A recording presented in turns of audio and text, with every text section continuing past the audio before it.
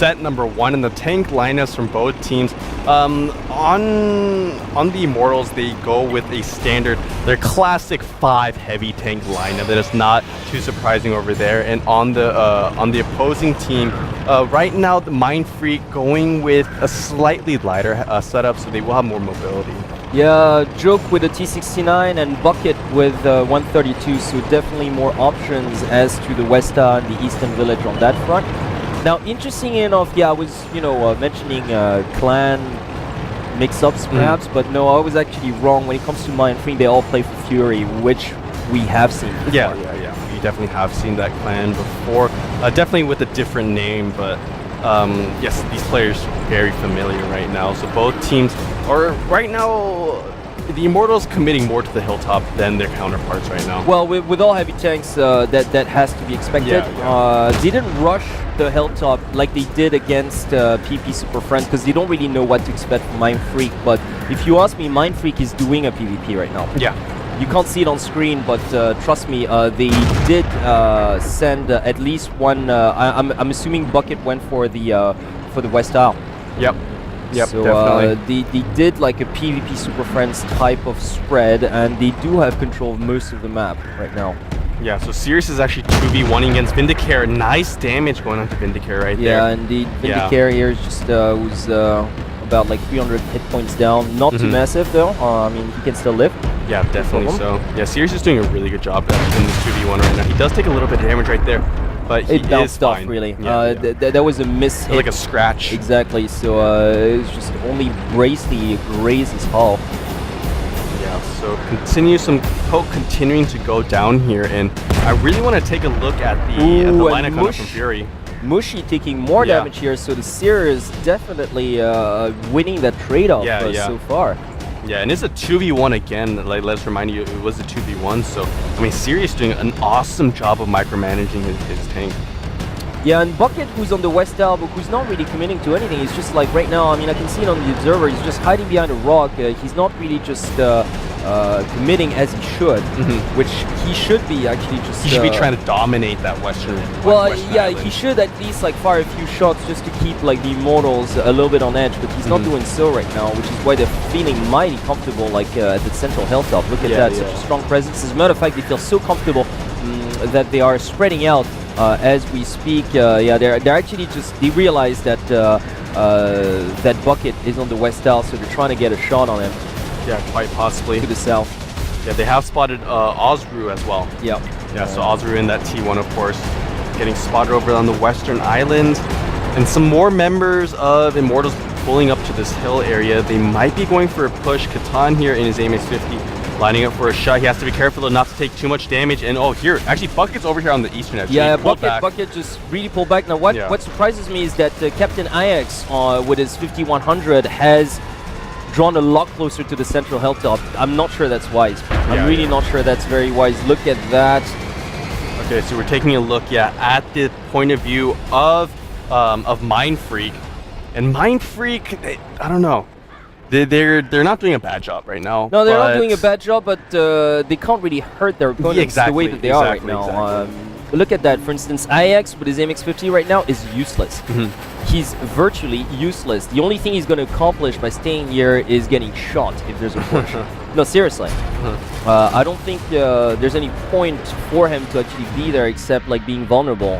So, I mean, if there's a rush that comes out from the Immortals, then that AMX-50 being there was definitely going to be helpful. But it's going to be helpful, but it would be just as helpful, like right at the starting position up that hill out of dodge. Yeah, definitely. That's why. Like, no, I'm not against moving like 50s, 100s closer to combat, but it's got to be useful. You got to have a different angle, whatnot. But what is the point of just dragging him all the way down closer to damage and potential threat when he can get exactly the same angle from all the way back at the base? That's my point. If they move him, and they are right now, I think they're going to try to Iron Buzz.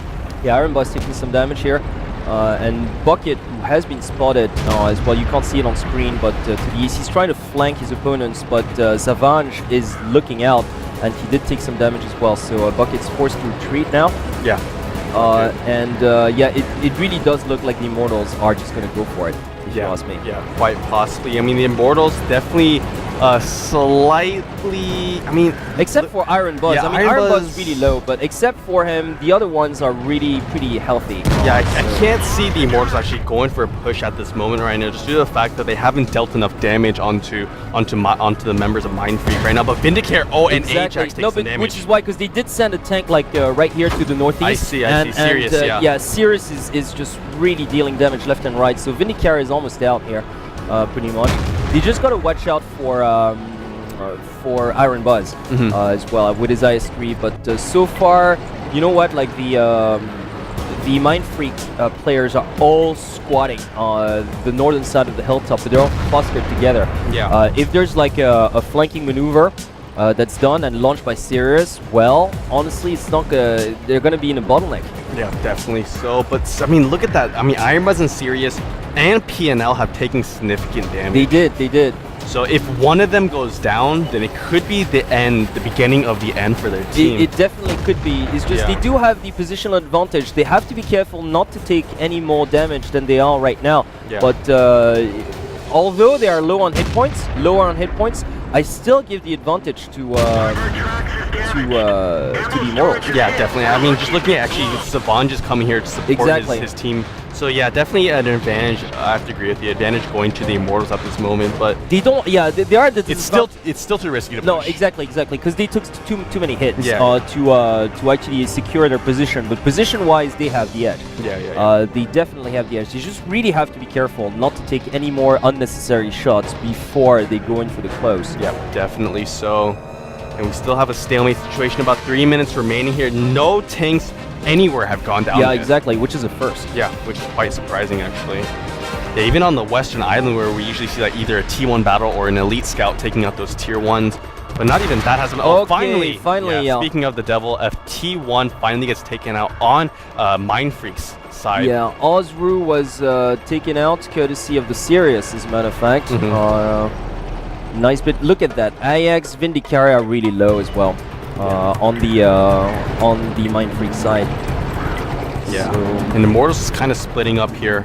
Yeah, they're trying to surround their enemies, but it's very hard for them to do because they also took so much damage. Yeah. So they got to be very careful. We only have like 2 minutes and 15 seconds left, so they can't afford to lose a tier 8 at this point. Yeah, they got tier 8 would be way too big for loss. Indeed. So yeah, they do have the advantage right now in terms of spread. Oh, Unreal Rogue gonna get taken out. Yeah, Unreal Rogue is down, so we're dead even now.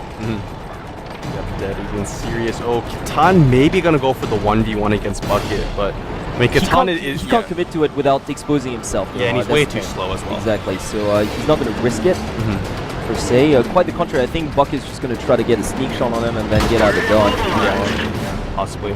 PNL, his track was damaged just now. He is gonna repair it. I don't know if he actually has a repair kit left, but he's just gonna let that run through, let the cooldown run through, and just repair itself. And I mean, either team, it's so extremely risky to push, though. All right, like, look at that, though. I mean, on the points. Observer, you guys can't see it. I wish we could switch like platforms here because there's an attempt of an eastern push coming down from Mindfreak, as a matter of fact. They're committing like 3 tanks to the eastern front, to the village to the east. Hello, people, are you listening to me?